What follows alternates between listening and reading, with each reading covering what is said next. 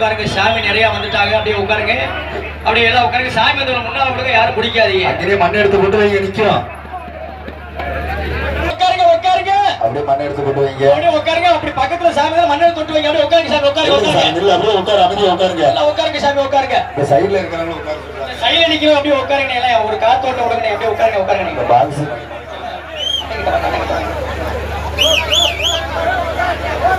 Hello hello. என்னை பாராட்டி தொட்டியப்பட்டி சார்ந்த அருமையினார் மணிவேல் ராமசாமி ஐயா அவரின் சார்பிலே எனக்காக 101 ரூபாய் கொடுத்திருக்கிறார்கள். அதே போல அருமை